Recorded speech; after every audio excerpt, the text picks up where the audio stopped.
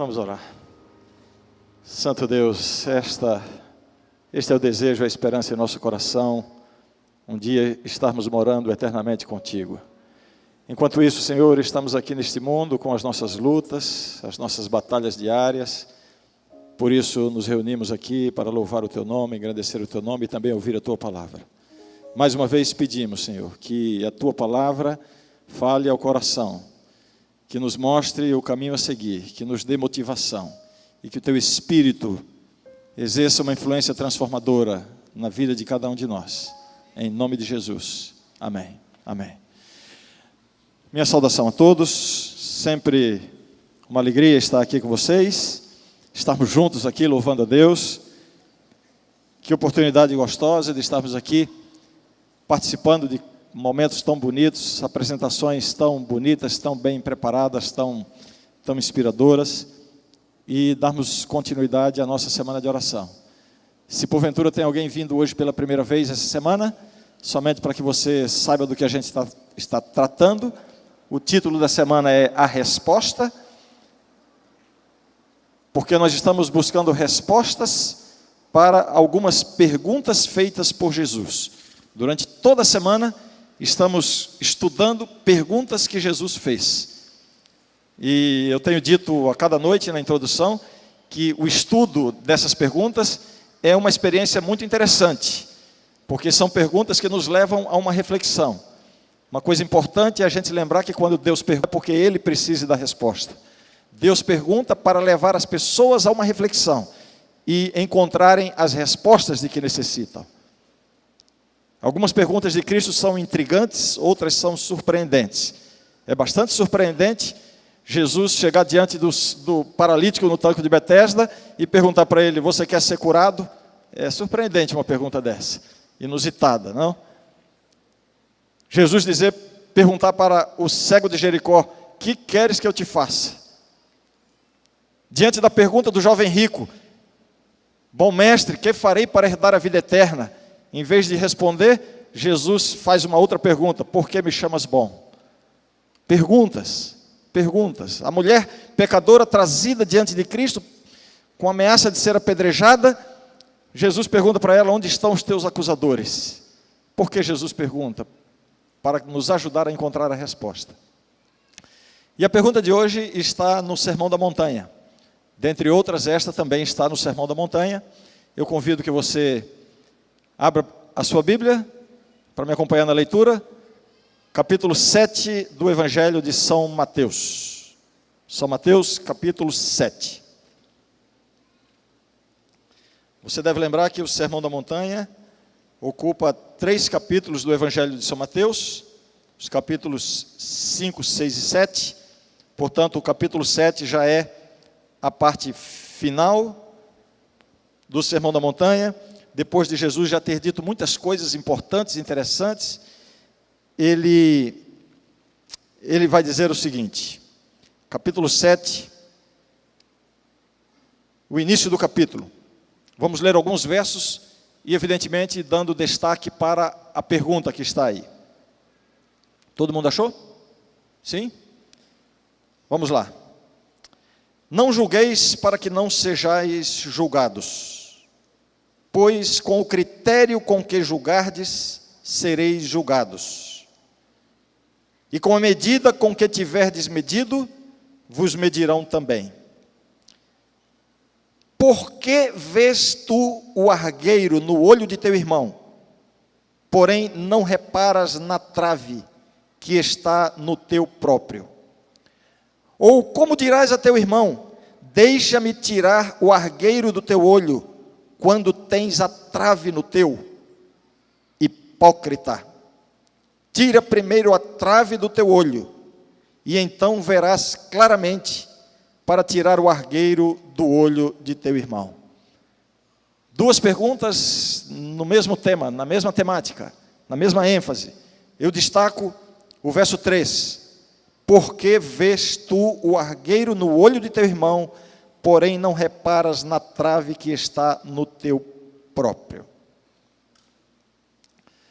A mensagem de hoje talvez seja um pouquinho diferente das mensagens que eu tenho apresentado nas noites anteriores.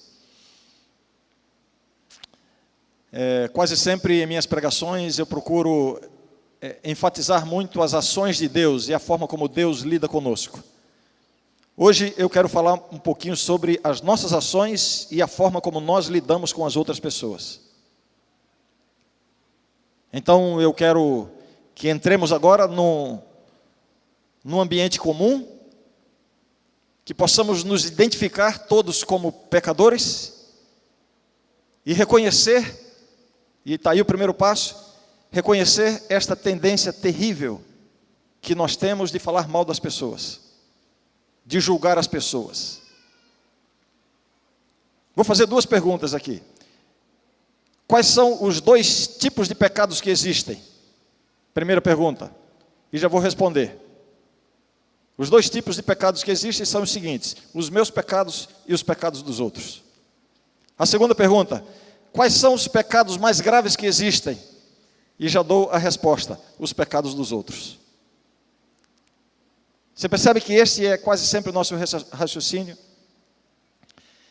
E por causa dessa nossa tendência de observar e estarmos demasiadamente atentos, ocupados e preocupados com os pecados dos outros, muitas vezes nos tornamos insensíveis aos nossos próprios pecados. Jesus começa essa passagem dizendo: não julgueis, para que não sejais julgados. Com a mesma medida com que você julgar, você também será julgado. Por que reparas no argueiro, no cisco que está no olho do teu irmão, quando você tem uma trave no seu olho?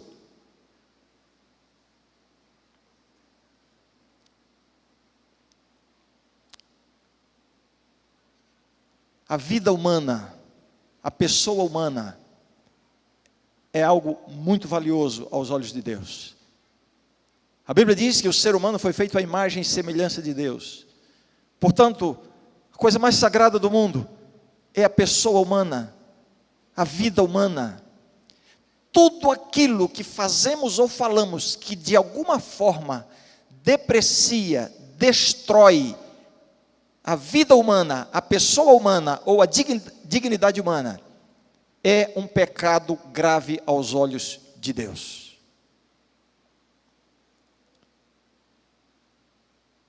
O espírito crítico é uma experiência, eu diria, comum a praticamente todas as pessoas.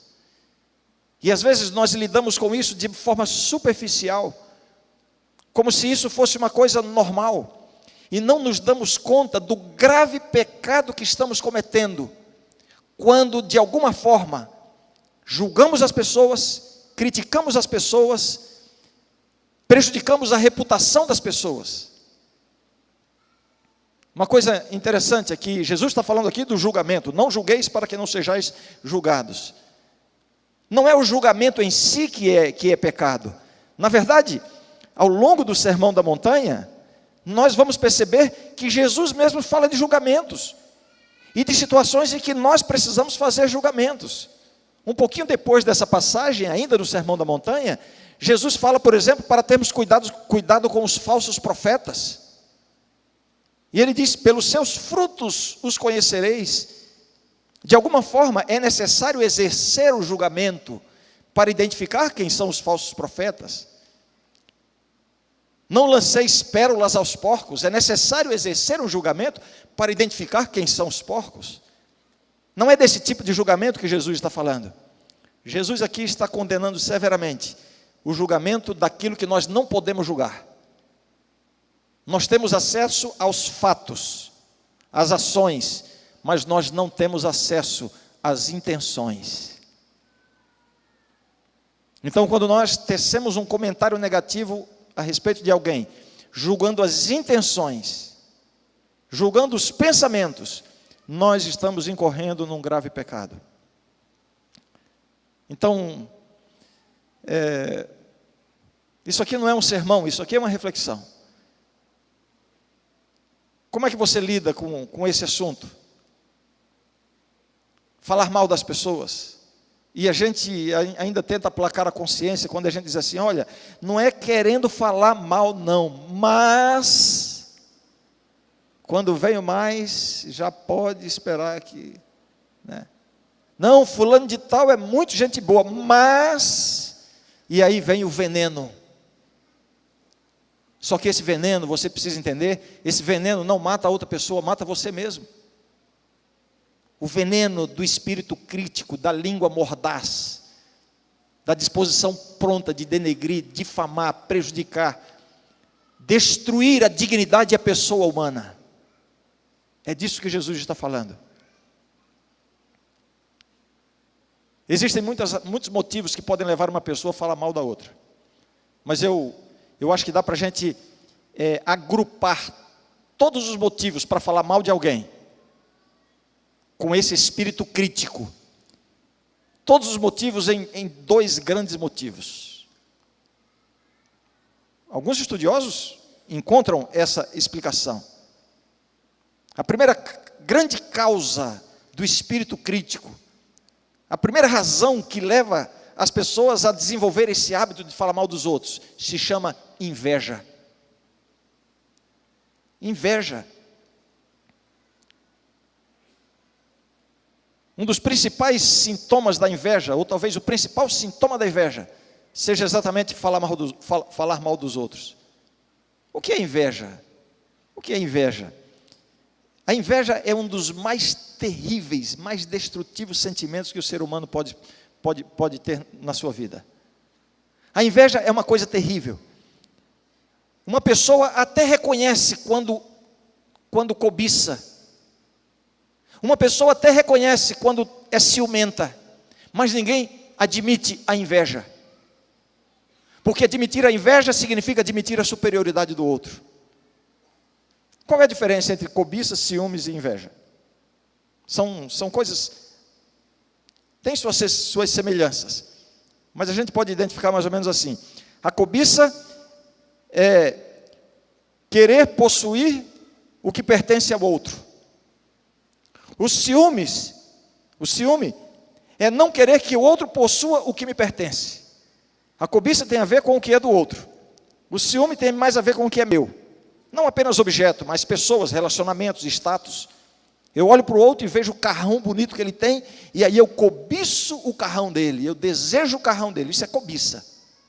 Não tenho nada contra o cara é até meu amigo, gosto dele, mas eu quero o carro dele. E se eu adquirir o carro dele, se eu conseguir o carro dele, eu estou satisfeito, está tudo bem comigo. Isso é cobiça. Os ciúmes é eu perceber que o outro está olhando para o meu carrão bonito e eu dizer, opa, não olha, não empresto, não toca, não vou nem dar carona para você. Eu tenho ciúmes. Aí você pode trocar a questão do carro pela namorada, pelo marido, pela mulher, pelo emprego, tantas coisas, né? Ciúmes tem a ver com o que você possui. Você não quer que o outro possua o que pertence a você. A inveja é você ter raiva do outro por causa daquilo que ele possui. A inveja não tem a ver com o objeto em si. Diferente da cobiça, cujo principal objeto da cobiça é, digamos, o carro, a mulher, ou o marido, ou o emprego, ou o status, ou a oportunidade, ou a vaga, ou sei lá o que ele tem e que eu cobiço aquilo. A inveja não visa ao objeto pertencente ao outro. A inveja é direcionada contra a pessoa. Eu olho para o cara, vejo que ele tem um carrão bonito, mais bonito do que o meu, eu nem gosto do carro dele, e nem quero o carro dele, mas eu fico com raiva dele porque ele tem um carro melhor do que o meu. É um sentimento que vai contra a pessoa. Na verdade, a inveja, diferente da cobiça. A cobiça, se eu vou ficar satisfeito se eu adquirir o que é dele. A inveja não, eu vou ficar satisfeito se ele perder o que ele tem. A inveja é isso. É você se alegrar com o fracasso do outro. É você comemorar a derrota do outro. Isso é a inveja. É uma coisa pessoal. Sentimento terrível. E o maior sintoma da inveja é você contribuir no processo da destruição do outro, através daquilo que você fala a respeito dele. Então, Uma pessoa que está o tempo todo falando mal de alguém, provavelmente tem inveja. Esta seria a primeira causa, né, do espírito crítico. Outra causa do espírito crítico é o que a gente poderia dizer mais ou menos assim: é o esforço para ocultar os seus próprios defeitos. Eu acho que eu falei um pouquinho sobre isso aqui quando preguei sobre a mulher pecadora, que aqueles homens chegaram acusando a mulher pecadora. Na verdade, eles eram os grandes pecadores. Esta é uma tendência humana. Os especialistas no comportamento, né, os que já leram Freud, já estudaram Freud, entendem isso. Isso se chama projeção. A projeção é você lançar sobre o outro os seus piores sentimentos, seus piores pensamentos e as suas maiores culpas. A projeção é um mecanismo de defesa, de autoproteção, porque você encontra alívio para a pressão que você sente por causa dos seus defeitos, por causa das suas culpas. Você se sente aliviado quando você, através desse mecanismo, é como se você estivesse enganando o seu cérebro e lançando os seus defeitos, as suas culpas, sobre a outra pessoa. É por isso que falar mal dos outros dá um prazer, uma sensação gostosa, porque de fato traz um alívio emocional, psicológico. Só que aqui eu faço uma revelação para você, né? A revelação é a seguinte: para você conhecer bem uma pessoa, preste mais atenção ao que ela fala dos outros do que ao que ela fala de si mesma. É quando ela fala dos outros que ela está, na verdade, se revelando. Essas pessoas que estão constantemente apontando defeitos nos outros, essas pessoas que estão constantemente destacando os pecados dos outros, essas pessoas que às vezes se vestem, especialmente no contexto da igreja, né? Se vestem com uma capa de santidade, e para consolidar a sua imagem de santo, aumenta o pecado dos outros. É uma forma de minimizar os seus próprios pecados.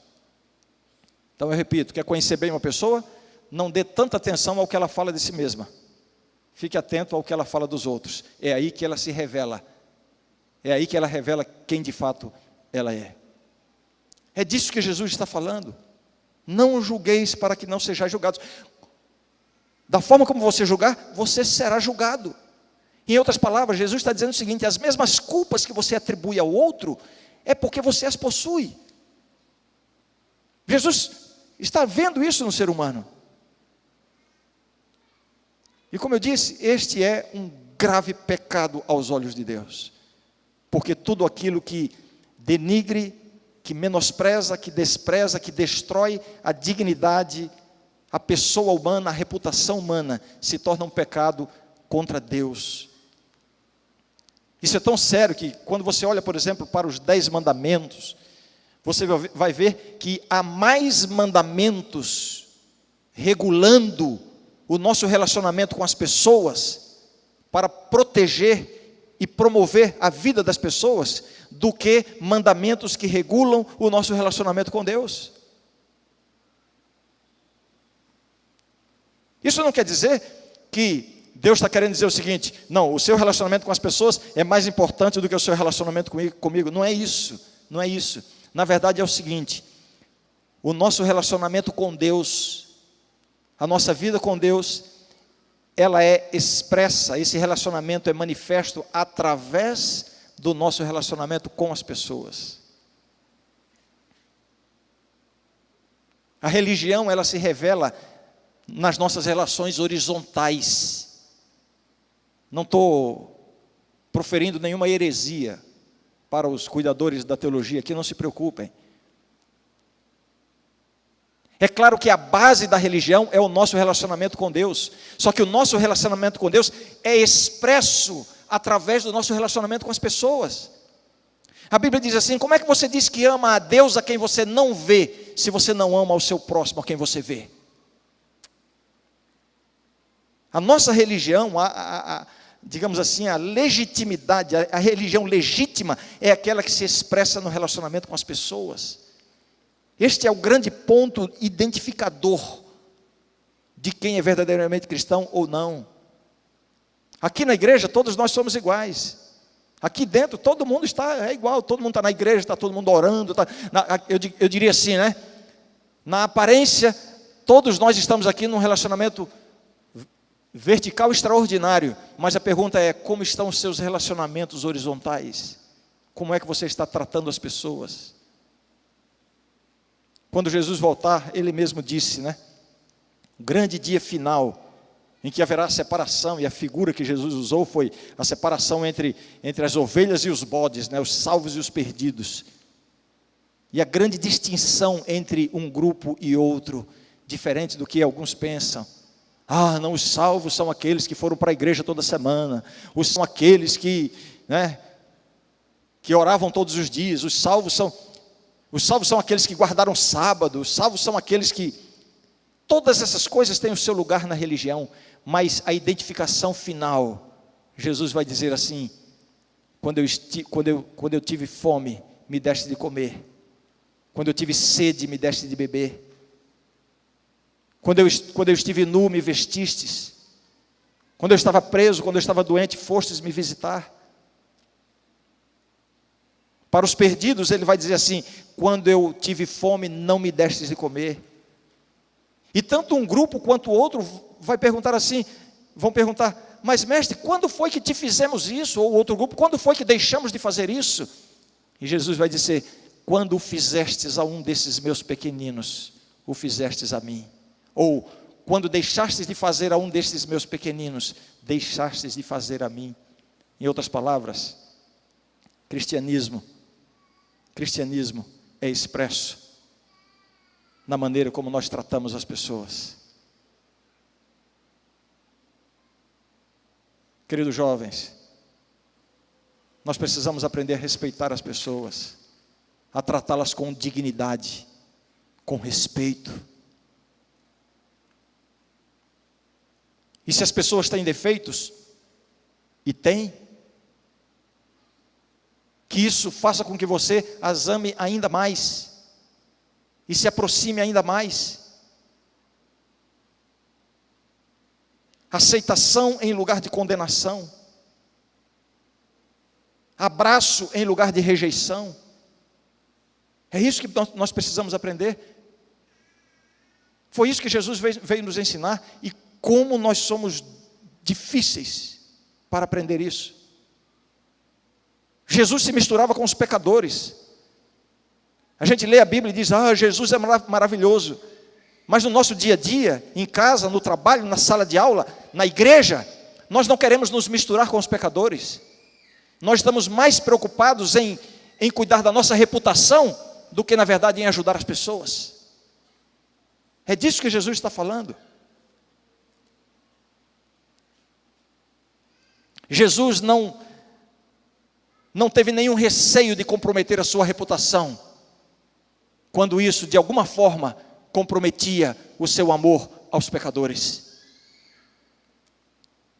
No contexto em que Jesus vivia, um homem não podia conversar com uma mulher em público, ainda mais se ela fosse de baixa reputação. Mas, lá em Samaria, Jesus teve a oportunidade de alcançar uma mulher pecadora que estava ali, completamente destruída emocionalmente, espiritualmente. E Jesus, nesse momento, Ele coloca em jogo a sua reputação diante das pessoas, para ajudar uma pecadora. Como nós somos diferentes. Nós estamos mais preocupados com o que os outros vão pensar de nós, do que, na verdade, com a situação daqueles que precisam da nossa ajuda. Jesus não precisava ir jantar na casa de Zaqueu. Não, ele não precisava ter ido. Isso seria uma ofensa para os judeus, para os fariseus, para os líderes religiosos. Ele poderia ter se poupado dessa tensão social, porque um judeu que se prezasse não podia entrar na casa de um publicano. Mas Jesus Ele não teve receio de atender o pecador, ainda que isso comprometesse a sua reputação. Gente, cristianismo não é outra coisa, cristianismo é isso. Cristianismo é isso. É o respeito às pessoas, o respeito à dignidade das pessoas, é a aceitação pelas pessoas. Agora, é interessante que nós rejeitamos as pessoas quando elas têm pecados diferentes dos nossos. É só por isso. Não é porque são mais pecadoras, não. Só que você fica cego para os seus próprios pecados. Sabe por quê? Porque você está querendo tirar o cisco no olho do outro quando tem uma trave no seu olho. Você condena o pecado do outro, talvez porque seja diferente do seu pecado. E é sempre assim, o meu pecado não é tão grave. Ah, Deus conhece o meu coração, Deus sabe das minhas lutas. Mas você precisa entender que o outro também tem o coração dele e as lutas dele, que são diferentes das suas. Antes de condenar alguém que tem uma luta terrível contra um vício, contra as drogas, contra a bebida, entenda, existe uma história por trás disso. Não condene, abrace, ajude. Isso não significa minimizar a gravidade do pecado. Aliás, Jesus não está falando disso. Jesus não está falando que você não deve tirar o cisco do olho do outro. Leia o texto direito. Jesus não está falando, nunca se meta na vida do outro. O outro tem pecado, deixa ele com o pecado dele. É isso que Jesus está falando aqui? Você não entendeu o texto. Leia o texto de novo. Jesus está motivando a que você se intrometa sim na vida do outro. Mas antes disso, tire a trave que está no seu olho, até para que você possa enxergar melhor. Ou seja, lidar com o pecado dos outros, como? Com sensibilidade, com amor, com aceitação. A luta dele é diferente da sua. Essa é a única diferença. O pecado dele não é mais grave do que o seu. O pecado dele não é mais grave do que o seu. Ele não está mais perdido porque tem uma tendência na sua sexualidade. Ele não está mais perdido porque tem uma tendência ao alcoolismo. Ele não está mais perdido porque é desonesto nos seus pecados. Não é por essas coisas que ele está mais perdido do que você, que talvez simplesmente tenha um orgulho no seu coração e ninguém vê. Diante de Deus você está tão perdido quanto ele. Então não julgue, não condene. Faça como Jesus fez. Se aproxime das pessoas, abrace as pessoas. Aliás, outra tendência que a gente tem, eu acho que eu falei isso em algum momento aqui durante essa semana, a tendência que a gente tem de condenar os pecados visíveis, né? Os piores pecadores são os bêbados, são os homossexuais, são os adúlteros, esses são os piores pecadores. Quando na verdade, quando você vê Jesus repreendendo as mais duras e severas repreensões de Cristo ao pecado, não são dirigidas para esses pecados. As mais duras e severas repreensões de Cristo ao pecado são para os pecados do orgulho, do egoísmo, da hipocrisia. As mais duras palavras de Cristo contra um pecador foram direcionadas para os hipócritas. E quem eram os hipócritas? Eram os santos da época, né? Aqueles que estavam sempre prontos a apontar o pecado dos outros, quando na verdade eles próprios estavam muito mais culpados do que os outros. Isso é hipocrisia. Às vezes a gente tem uma ideia errada do que significa hipocrisia, né?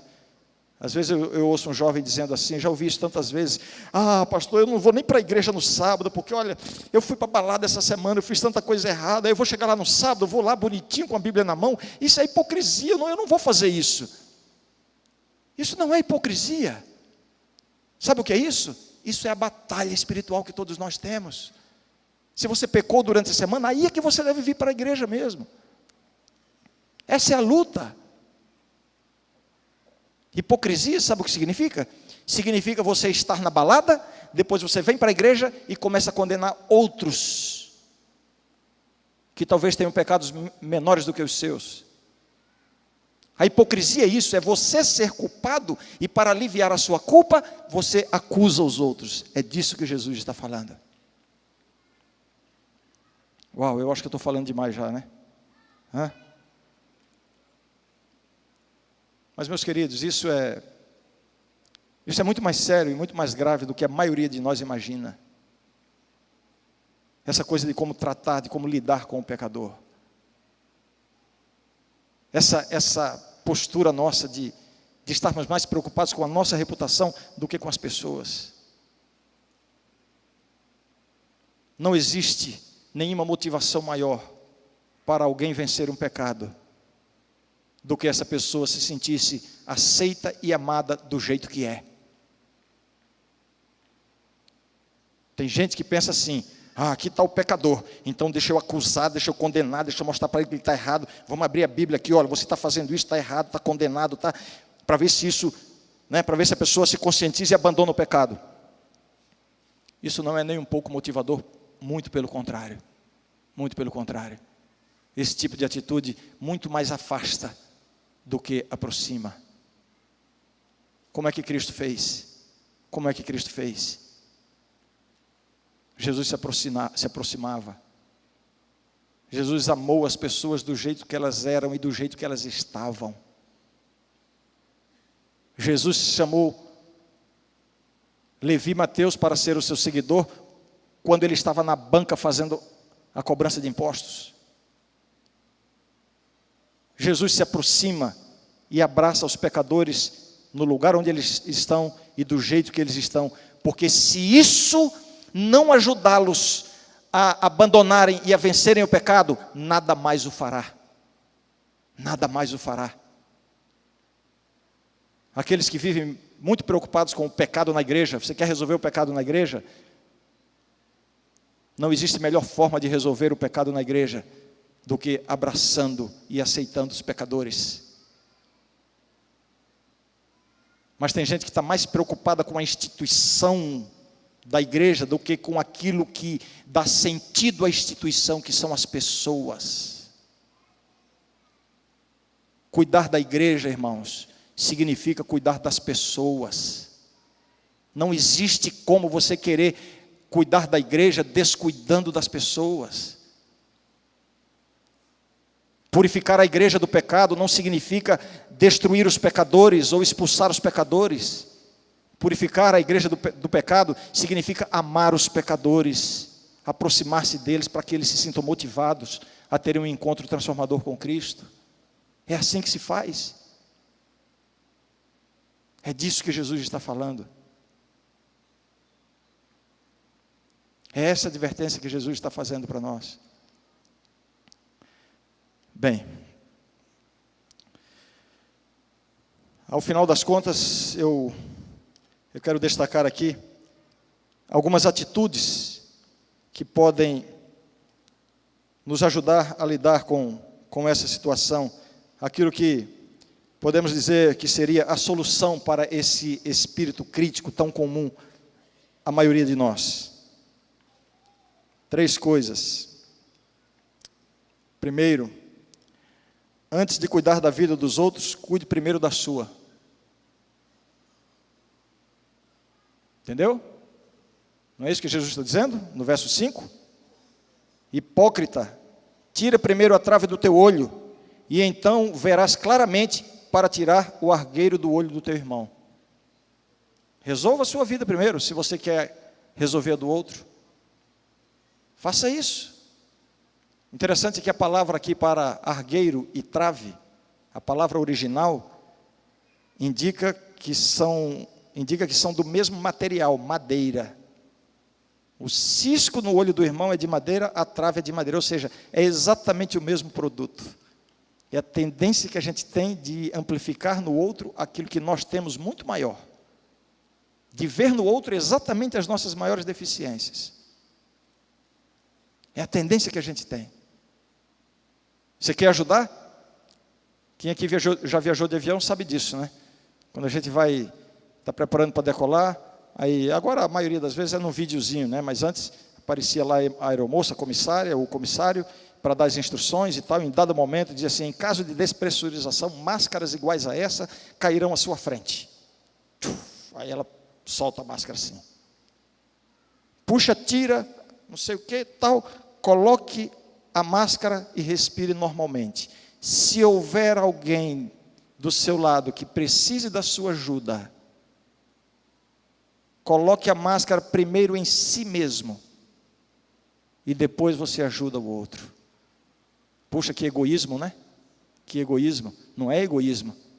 É que num caso de despressurização, que cair a taxa de oxigênio, se você não respirar logo, sabe o que vai acontecer? Você vai perder os sentidos, morre você e quem está do seu lado. E é isso que está acontecendo na igreja. É isso que está acontecendo. Há pessoas que estão asfixiadas pelos seus próprios pecados e estão querendo enfiar a máscara na cara do outro. É isso que está acontecendo. Você está tão atento e tão preocupado com o pecado sexual do outro, com a homossexualidade do outro, com o vício do outro, com a droga do outro, com a balada do outro. Você está tão preocupado com isso, que você não percebe que você está asfixiado no seu orgulho, na sua presunção, na sua indiferença.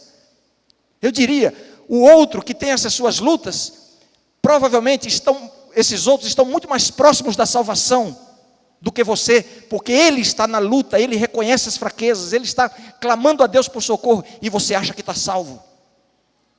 Porque você olha o pecado dele e não compara com o seu pecado. Você simplesmente se delicia em falar mal dele. Essa é a diferença. Então, eu disse que ia mencionar 3 coisas aqui, né? A primeira delas é essa: antes de cuidar da vida dos outros, cuide primeiro da sua. Segundo, em lugar de criticar o que as pessoas têm de ruim, usufrua o que elas têm de bom. Cada ser humano é uma pessoa maravilhosa. Olha aqui para mim. Olha aqui para mim. Cada ser humano é uma pessoa maravilhosa, extraordinária. Aquela pessoa que você talvez tenha nojo até de se aproximar, aquele mau caráter, aquela pecadora. Se você conviver com o coração um pouquinho mais aberto, se você conviver com essa pessoa com o coração aberto, com um pouco mais de sensibilidade, você vai descobrir que essa pessoa é um ser humano extraordinário. Você poderá aprender muito dele, apesar dos defeitos e de tudo aquilo que ele tem de ruim, ou ela. Então, em vez de se concentrar no que as pessoas têm de ruim, usufrua o que as pessoas têm de bom. E finalmente, em terceiro lugar, seja mais paciente com os erros das pessoas. Afinal, você também tem defeitos. O que acham? Seja mais paciente. Se você quer ser exigente em relação aos defeitos, seja mais exigente consigo mesmo do que com os outros. Eu fico pensando no contraste que há na maneira como Cristo nos trata. Essa tendência que nós temos para esse espírito crítico, condenatório, né? Nós vemos o erro no outro e queremos falar, apontar, acusar. Eu fico pensando, ainda bem que Jesus não é assim. Quando eu me lembro que Jesus me conhece plenamente, que Jesus me conhece totalmente, que Jesus vê os meus pecados ocultos, e que ao invés de me condenar, Ele se aproxima para me abraçar, para expressar o seu amor, a sua aceitação do jeitinho que eu sou. É assim que Jesus lida com você, do jeitinho que você é. Olha aí você, olha aí você. Talvez você esteja aqui se sentindo o pior dos pecadores, a pessoa suja, imunda, contaminada, talvez sem esperança. É assim que você se sente? Pois saiba que não é assim que Jesus olha para você. Jesus está querendo mostrar que Ele pode pegar você do jeito que você está, promover você a ser um filho de Deus pleno, alcançar a salvação. É isso que Jesus faz. E olha que Jesus nos conhece. Ele vê tudo que somos, tudo que fazemos. Como diz uma canção, Ele vê os meus pecados ocultos, nem por isso Ele me condena. A Bíblia diz que Jesus é o Cordeiro de Deus, que tira o pecado do mundo. É isso que Jesus faz. A nossa tendência é de confirmar o pecado na vida das pessoas, quando deveríamos fazer como Cristo, fazer tudo para ajudar as pessoas a vencer os seus defeitos, as suas falhas e as suas lutas. Cristo, Ele se oferece a nós. É interessante que tudo que Cristo nos oferece, na verdade, não é outra coisa, senão a Ele mesmo. Jesus nos oferece a luz, porque Ele é a luz do mundo. Jesus nos oferece o pão espiritual, porque Ele é o pão da vida. Jesus nos oferece a água espiritual que vai tirar a nossa sede. Na verdade, Ele é a água viva. O que Cristo oferece, Ele é. É isso que devemos ter em mente quando nos relacionamos com as pessoas. Nós vamos ouvir a Dani cantar agora. Cadê a Dani? Está aqui a Dani, desculpa. E enquanto ela canta, eu convido você a fazer uma reflexão. Talvez você esteja precisando pedir perdão para alguém de quem você andou falando mal.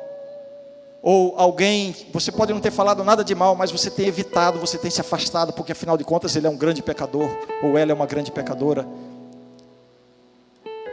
Talvez você esteja conservando um ressentimento contra uma pessoa. Você não consegue perdoar. Você não consegue se aproximar, você não consegue quebrar barreiras. Então, durante essa música, eu convido que você reflita sobre isso e comece pedindo perdão a Deus, para depois nós orarmos juntos e sairmos daqui para uma vida diferente, uma forma diferente de tratarmos as pessoas. Vamos ouvir a canção.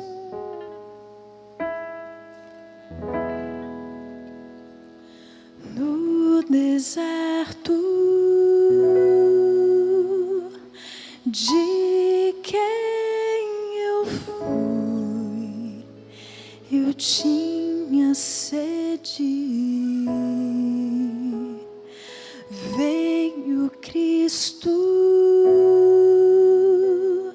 e tudo se fez diferente.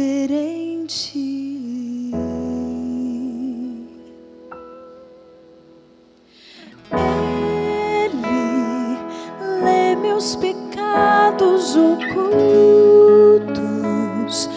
os que escondo no fundo do meu coração.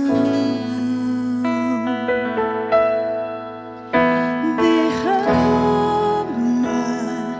em minha vida a água, limpa a sujeira e sacia essa sede. O que Cristo oferece, Ele é. No escuro de quem eu fui, eu tinha nada. Veio Cristo e tudo se fez diferente.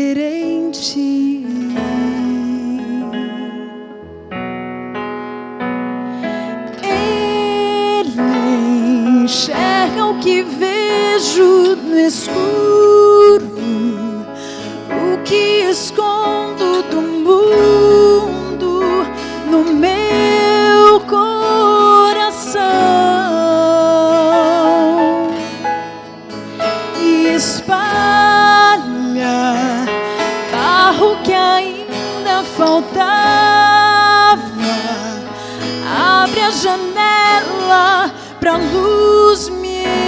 encontrar o que Cristo oferece. Ele é luz do mundo,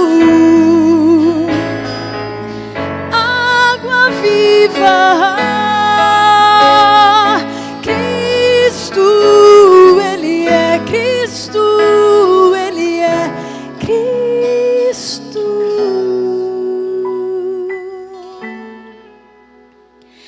Ele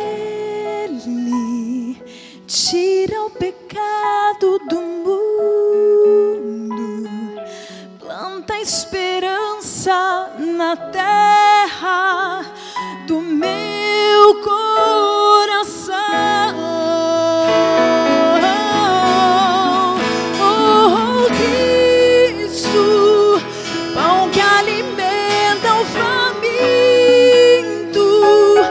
vinho esmagado e servido na cruz para todo cansado, que Cristo oferece.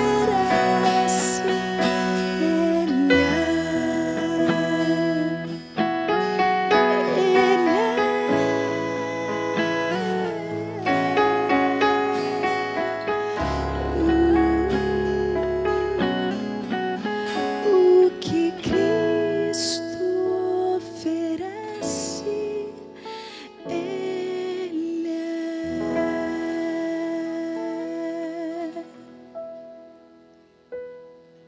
Obrigado, Dani. Obrigado aos músicos. Que canção extraordinária. Bem, sem mais comentários, vamos ficar em pé e vamos terminar com a oração. Santo Deus, nossa primeira palavra agora, Senhor, é um pedido de perdão. Perdão por nossa insensibilidade, perdão por nossas amarguras, por nosso azedume, por nossos venenos. Perdão, Senhor. Perdão porque no esforço de ocultar ou de minimizar os nossos pecados, estamos sempre tão prontos a acusar e condenar os pecados dos outros. Tira isso da nossa vida, Senhor. Nós não queremos ser assim. Dá-nos, Senhor, o coração de Cristo. Dá-nos o sentimento que houve também em Cristo Jesus. A humildade, o amor pelas pessoas, a aceitação pelo pecador. Ajuda-nos, Senhor, em vez de sermos acusadores, que sejamos amparo, que sejamos conforto, que sejamos uma mão ajudadora para essas pessoas que têm as maiores lutas na sua vida. Aqueles que estão lutando por causa de uma tendência, por causa de um vício, por causa de uma fraqueza. Faze de nós instrumentos em Tuas mãos para salvar, para amparar e para ajudar essas pessoas, Senhor. Se não estivermos dispostos a fazer isso, que pelo menos não condenemos. Mas não é isso somente que queremos, Senhor. Usa-nos como Teus instrumentos. Dá-nos essa bênção. Dá-nos esse privilégio de sermos instrumentos Teus. É o que pedimos e agradecemos em nome de Jesus. Amém, Senhor. Amém.